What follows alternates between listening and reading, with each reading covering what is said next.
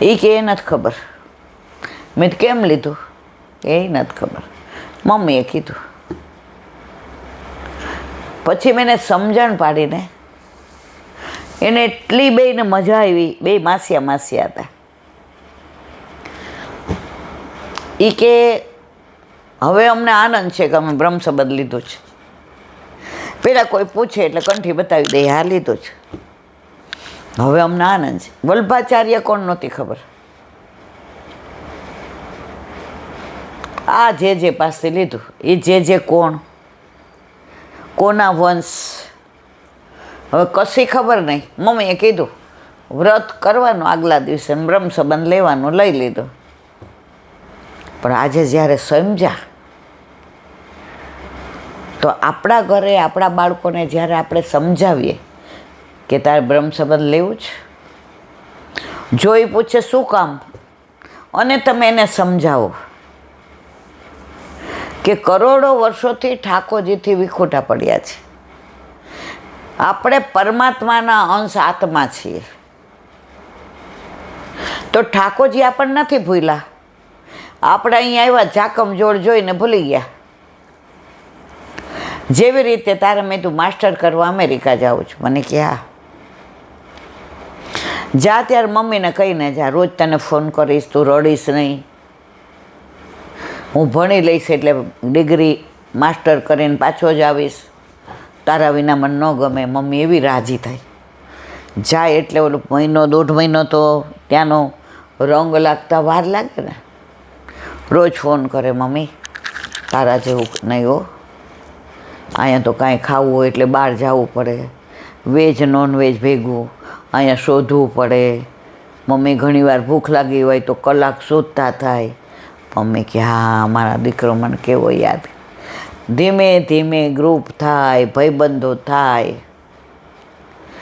એમાં કોઈ ગર્લફ્રેન્ડ થાય, પછી તો મમ્મીને ફોન કરવાનો ભાર લાગે. પછી અઠવાડિયે, 15 દિવસે, મહિને મમ્મી કે ભાઈ કાં એટલું અહીંયા ભણવાનું જ મમ્મી, આ ફોરેન છે, અહીંયા કાંઈ ઇન્ડિયા જેવું નથી. મમ્મી કે હા ભાઈ પણ અઠવાડિયે કરતો હોત મને સારું લાગે. મમ્મી જો કોલેજમાંથી ટાઈમ મળશે ને તો કરીશ. એકચ્યુઅલી ખોટું બોલે છે. એ આમાં બધામાં ભરાઈ ગયો. એમ આપણે પ્રભુને કહીને આવ્યા હતા ગર્ભમાંથી છોડ, તને ભૂલશું નહીં.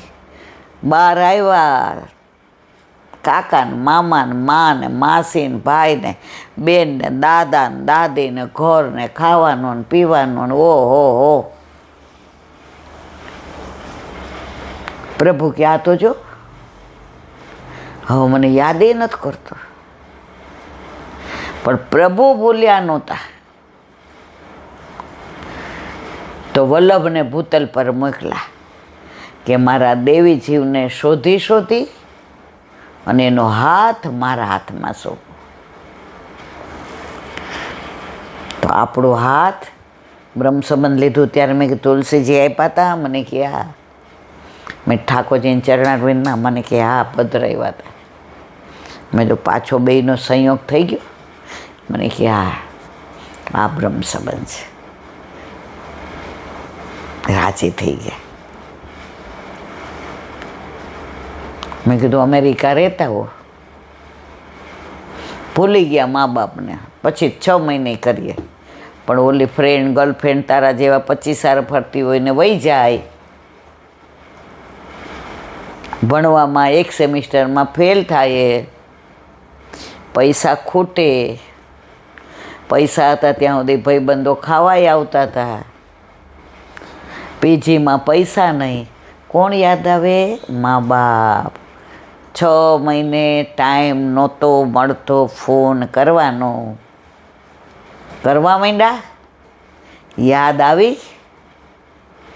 પણ મમ્મી પાછા મા બાપ સૌથી નકટા, બધું ભૂલી જાય. હા દીકરા હા, તાર તકલીફ નહીં વેઠવાની. મા બાપ પેટે પાટા બાંધીને પાછા પૈસા મોકલાવ્યા. ભૂલી ગયા કે મારા દીકરો 6 મહિને ફોન. એમ આપણા ઠાકોરજી પાછા ભૂલી જાય છે. આપણા પ્રભુનો એક મોટામાં મોટો અવગુણ હોય તો આપણા અવગુણ ભૂલી જાય છે અને આપણી સેવા યાદ રાખે છે. આવો પ્રભુ ન હોય હો મારવાલા. અને આપણે બધાના અવગુણ યાદ રાખીએ, ગુણ ભૂલી જઈએ.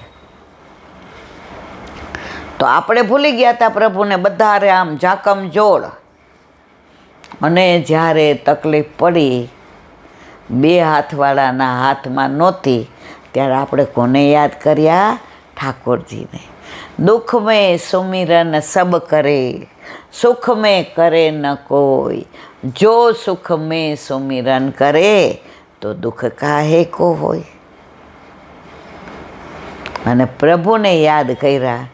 આપણા પ્રભુ કે કાંઈ વાંધો નહીં, સવારનો ભૂલેલો સાંજે ઘરે આવે એને ભૂલેલો ના કહેવાય. આવ્યો ને મારી પાસે, આવો પ્રભુ ના મળે મારા વાલા. આ બ્રહ્મ સંબંધ. રાજી થઈ ગયા પેલા આંટી. મેં કીધું બેટા જો, સમજીને યુવાની આવું કરે છે ને તો એ લોકોને મજા આવે છે. બાકી તમે ધરાર કરાવો. એ છોકરાએ ધરાર શબ્દ એવો સરસ વાપરો. એ કે ઘણી વસ્તુ મમ્મી ધરાર કરાવો, અને એ કે બધામાં આખો દી એકને એક વસ્તુ કે કરતા આમ કરવાનું, આમ નહીં કરવાનું, ધ્યાન રાખજે, આપણું સૌરાષ્ટ્ર નથી, અહીંયા બધા આવા હોય, આ તને દુસંગ ન લાગે. એ કે હવે હું એનો ફોલ્ડ નથી, હું એન્જિનિયરિંગ કરું છું, મને ખબર ન પડે. પછી સતત કે ને એટલા મન વ્યગ્ર થઈ જાય. આપણા બાળકો પર વિશ્વાસ રાખો, ધ્યાન રાખવાનું, ફોર્સ નહીં કરવાનો. ફોર્સ કરીએ એટલે એને ખોટું કરવાનું મન થાય. આપણે કહીએ તારે આમ નહીં કરવાનું, એ બાનું કાઢીને કરવાનું છે. એના કરતાં આપણે રજા આપો. આવે એટલે પૂછવાનું, બેટા ક્યાં ગયો તો, કોની ભેગો, જયમાં ક્યાં, કોણ શું લાવ્યું હતું, નહોતું લાવ્યું તો કઈ હોટલમાં ગયા હતા, શું ખાધું, બિલ કોણે આપ્યું. તમને બધો તાગો મળી જાય. પણ એવી રીતે નહીં, કોણે એમ નહીં કહીને, બેટા તમે જયમાં સારી રીતે ભૂખ્યો નથી રહ્યો. મારો દીકરો હોટેલ સારી હતી ને એટલે તરત કે મમ્મી અહીંયા ગયા હતા, બધે નોન વેજ ભેગું હોય, અહીંયા એકલું વેજ હતું. હં તો તારું ફ્રેન્ડ સર્કલ એ બધું તારા જેવું જ, તો જ મમ્મી મજા આવે ને. સરસ હો બેટા, ફરી આવ્યા ને, જલસા કરી આવ્યા ને. ત્યાં તમે ફર્યા કે બીજે ક્યાંય ગયા હતા? ના, અમે ફર્યા છે. પૈસા ખૂટ્યા નથી ને? ના, બધાય પૂરતા લાવ્યા હતા. જાણી લીધું બધું, પણ એને ભાર ન લાગ્યો. એમ આપણે બ્રહ્મ સંબંધ લીધું એ પહેલાં ઘણાય રેખડા ને ફાટકા અને અન્યાસળ કર્યું ને કાંઈ મારે કહેવું નથી. પણ જેવું બ્રહ્મ સંબંધ લીધું એટલે આપણો બીજો જન્મ થયો. ઠાકોરજી કે હવે હખણા રહેજો. જો અત્યારે આપણા ગળામાં કંઠી હોય ને, કોકનું ખરાબ કાઢતા 5 વાર વિચાર કર્યો મારવાલા. મૌન ના પાડે, ના, આવું ના કરાય. ઘણાય કોઈ કંઈક પૂછવા આવે ને ત્યારે આપણે સાચો અભિપ્રાય ના આપી શકીએ, અને ખોટો આપીએ તેનું અહિત થાય. ત્યારે અમને શીખવાડવામાં આવ્યું છે. તમારે કહેવાય આ બાબતમાં મને ખ્યાલ નથી, કારણ કે સાચું કહો તો તમારું મન ડંખે, અને ખોટું કહો તો સામેવાળાનું ખરાબ થાય. તમારે એક જ કહેવાય મને આ બાબતમાં ખ્યાલ નથી. તો યુવાનોની સાથે તમે યુવાનીઓની જેમ રહેશો ને, એ ક્યારેય આપણો ધર્મ છોડીને બીજે નહીં જાય. પણ તમે ધરાર કરાવો, પરાણે કરાવો, આગ્રહ કરો, આખો દી સલાહ આપ. તમે જુઓ તો ખરા, તમે તમારા ઠાકોરજી ઉપર ધ્યાન રાખવાનું, પણ એને ખ્યાલ ન આવવો જોઈએ. આ પિન્ટુ મોન્ટુ નાના હતા, બધી ભાઈબંધને ત્યાં મૂકો, અહીંયા ભણો, એ મમ્મી તો નોકરી કરે ને રાતના ચા હું બનાવી દઈશ. આપણા છોકરાઓ ક્યાંય ગયા જ ક્યારેય રાત્રે? અહીંયા ભણો. એમાં એકાદ બે નંગ આવ્યા એટલે આપણે ઓળખી ગયા. મેં તો ભાઈ આપણા 2-3 જણા બરાબર છે, હવે પછી બહુ રવા દો. તો 2-3ને હા પાડી એટલે ઓલા નંગને ના પાડે. પણ પછી એવો આગ્રહ ને નાઈ કોઈને ઘરે નહીં બોલાવવાના, તારે એકલા જ વાંચવાનું, વાતો થાય આમ તેમ, તો એ ખોટું કરવાના છે. તો આપણા છોકરાઓ નહીં, આપણે પતંગની દોર એટલી ઢીલી ન આપો કે કપાઈ જાય, અને એટલી ઓલી ન પકડી રાખો કે પેચ ન લાગે. જ્યાં જેટલું જરૂર હોય, ઠાકોરજીએ કેવા આપણને મૂકી દીધા છે અહીંયા, આ બધુંય તારું. પણ જ્યાં ક્યાંક આડા હાલીએ, એક લીલા એવી કરે આપણે સમજી જાય, ના મને આવું ના કરાય. થાય છે ને, બધાના જીવનમાં આવું થાય. તો ઘણીવાર આપણે આડા હાલતા હોય ને એ આપણને જ ખબર હોય. બે વસ્તુ ક્યારેય ન ગણવી, એક આપણું દુઃખ અને એક બીજાનું સુખ. એક આપણું દુઃખ અને બીજાનું સુખ, આ બે વસ્તુ બહુ દુઃખી કરે. આપણા દુઃખને ગણ એ ભગવાન ઠાકોરજી હવે સહન નથી થતું, જો ચાલુ પડી ગયા. અને બીજાનું સુખ, મારા બેટા 2 વર્ષથી રહેવા આવ્યા ત્યાં તો એને જો કેવું ઇન્ટિરિયર કરાવ્યું. 2 તો ગાડી લીધી, આવ્યા ત્યાં તો સ્કૂટર હતું. લે બોલાવ. બીજાનું સુખ અને આપણું દુઃખ ક્યારેય ગણવું નહીં. એ બધું પ્રભુને ગણવા દે.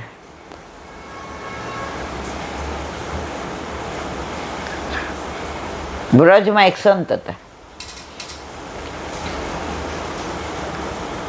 પોતાની કુટિયામાં આખો દિવસ ગીતાજીના પાઠ ને ગીતાજીના શ્લોક, એના સિવાય વાત જ નહીં બીજી.